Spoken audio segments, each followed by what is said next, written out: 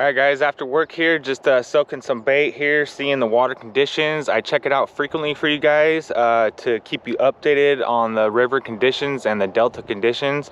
Right now it's looking like it's flowing pretty high and there's a bunch of stuff in the water right now. I got my line in here just to see how much debris and stuff. I got like a 5-ounce weight on there, a 2 and a 3 ounce. And it's just, my line's just completely going this way with the current here. So if you're out in the main channel here, if you're fishing in the main channel, use a lot of weight and don't cast it very far. When I first got here, there was something jumping, probably a sturgeon or something, big time jumping right there. Hopefully he jumps again right now.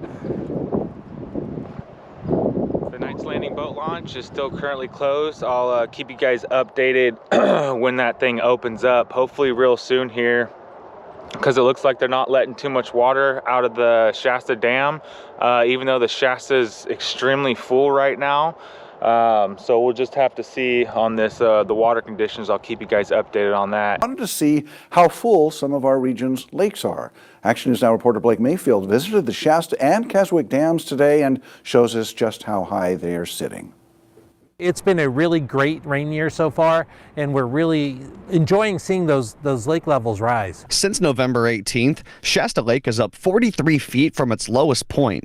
The lake is currently 77% full, with a 13% increase in just the past 2 weeks. The drum gates on the iconic Shasta Dam are starting to indicate the rising levels. Right before Christmas, they were down.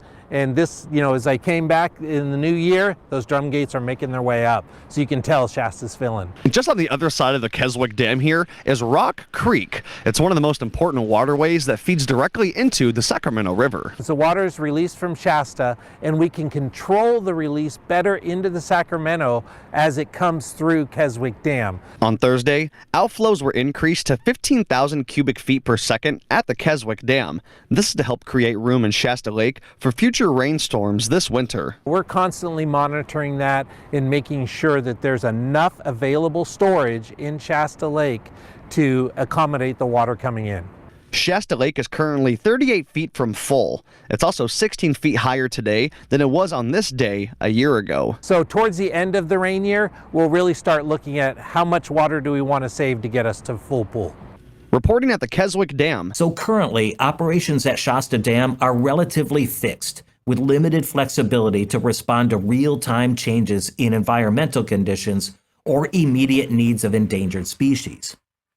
One of the alternatives in this plan, alternative number 4, would address this by giving dam operators more flexibility to adjust water deliveries while minimizing ecological impacts.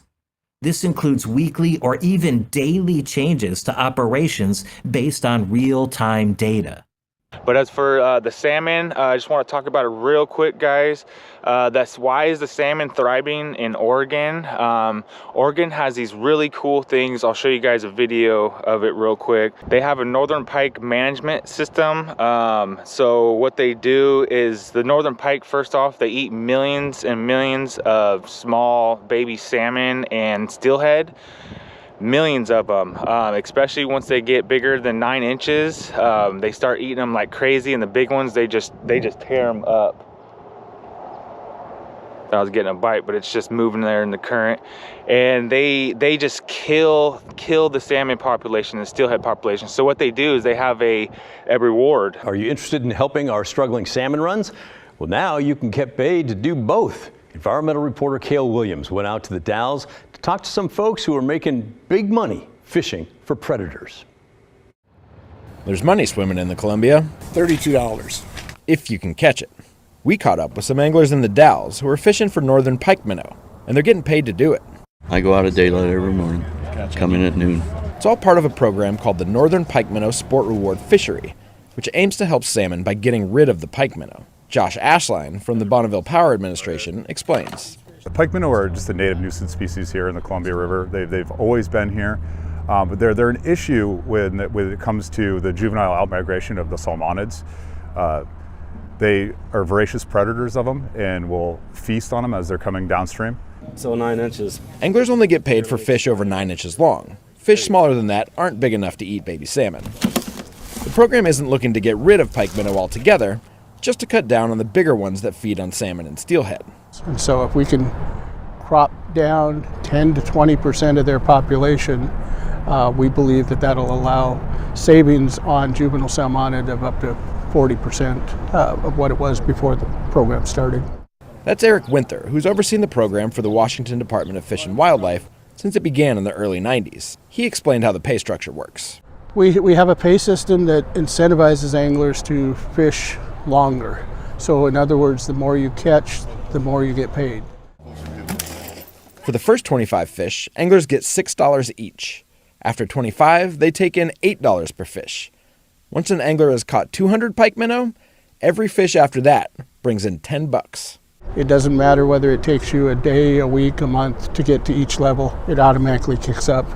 And so the folks that make good money on the pike minnow program obviously get to the $10 level quicker than others. The Bonneville Power Administration pays for the program to make up for some of the damage the dams have done to salmon on the Columbia River. When the dams went in, we made the habitat for pike minnow just a little bit better, which made their populations go up just a little bit. And then not only that, the pike minnow also found that it was a lot easier to predate the juvenile salmon near the dams. There are 20 different pike minnow counting stations along the Columbia and Snake Rivers where anglers register, head out on the water, then come in to have their fish measured and tallied up. That's a pike minnow. Early in the season, the Dalles is the place to be. I mean, this is hot fishing here right now. Of the roughly 25,000 pike minnow caught this season, about half have come from just this station. But just how much are these anglers reeling in? Last year was my best year. I had 13,640 bucks, I think. Last year I brought home 15,000, right at, just slightly under. And those are just the folks we talked to. Winther said the real top earners, they're bringing home serious money. Our top angler last year made just a little over $69,000 in 5 months. The highest reward ever paid out was, I believe, it was either 2016 or 2017, $119,000 in our normal pike minnow season. But before you quit your job and head to the river, Winther had some words of caution. But to do that, he's essentially living in his boat for 5 months. So not everybody can do that. The top anglers, which he called highliners, are sometimes bringing in more than 100 fish a day. They have modern boats, modern electronics, high-quality fishing rods and tackle. Doesn't mean you can't catch them with a bobber and worm, but these guys are pretty serious about it. 17. The average person, closer to 7 or 8 fish per day. John Crompton, who's caught as many as 50 in a day, said there's no real secret to it. It's just finding them. Yeah. It takes years to find them. You gotta, that's the trouble out here. After you find the spot, then pretty soon you got 10 people following you around. All right.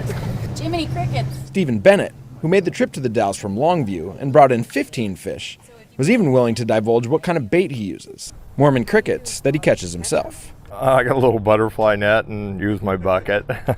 But like a true fisherman, he prefers to keep some of his tricks in the tackle box. Where'd you get those? That I don't want to. Okay, no, it's okay. For Bennett, though, it's not about the best spots or the secret places he goes to gather bait. I'm getting paid to go fishing, doing something I really love, and my parents have always loved fishing the salmon and steelhead, so this does help. All right, so I casted it way to my right up against current, and it went really far to the left, so hopefully you guys can see there's a bunch of stuff now on the bank. I usually fish down way low, like 20 feet down this hill right here. This is the hill I was slipping to come up last time.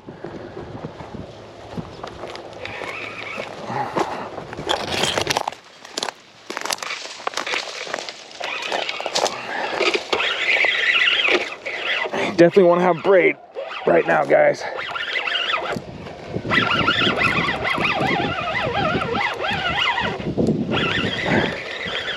Hung up on something. There's a little bit of stuff on my line.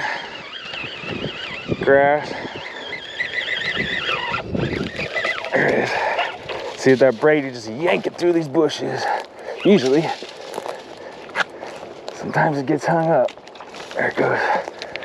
So you gotta have that braid right now. Oh. And nothing, lost my hook.